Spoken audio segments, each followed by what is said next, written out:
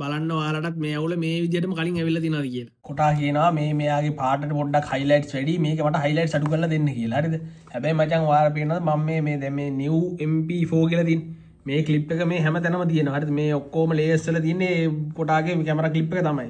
සරලවම මේ හැමතැනටම වෙලා තියෙන කොටා ක්ලිප් වලට මම එකපාර කලර් ඇඩ්ජස්ට්මන්ට් එකක් කරන්න ඕනේ මචං. ඔයාලා මචං මුලින්ම මේ වීඩියෝ එකේ ක්ලිප් එකක් සිලෙක්ට් කරන්න මොකක් හරි කමන්නේ. ඊට පස්සේ මම යනවා මචං මෙන්න මෙතන තියෙනවා ඔයාලා බලන්න source කියලා. අන්නේ ක්ලික් කරන්න. ක්ලික් කරලා පස්සේ ඔයාලට පේනවා පොඩ්ඩක් මේ රෝ ක්ලිප් එක ආවේ මචං. හරිද? දැන් මේ රෝ ක්ලිප් එක තියෙන්නේ. දැන් මට ඕනේ මචං මේකේ highlights චුට්ටක් අඩු කරගන්න. හරිද? මේ මෙහෙම අඩු කරනවා. හරිද? අඩු කරලා බලන්න ඔයාලට පේන මේකේ අඩු වෙනවා highlights. ඊට පස්සේ මචං මම ගිහිල්ලා මෙන්න මෙතන ආපහු යනවා program monitor එකට. ඊට පස්සේ පේනවා.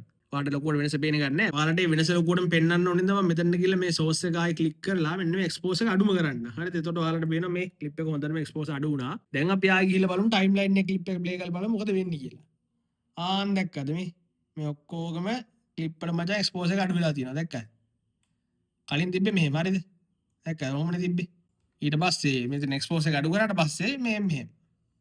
දැක්කද? මුළු ක්ලිප් ඔක්කොටම එකපාර ඇඩ් වෙලා තියෙනවා expose එකේ adjustment එක. මෙව්ව හරි සරල දේවල් ඔයාලගේ නොදන්න යාළුවෝ මේකට මෙන්ෂන් කරන්න.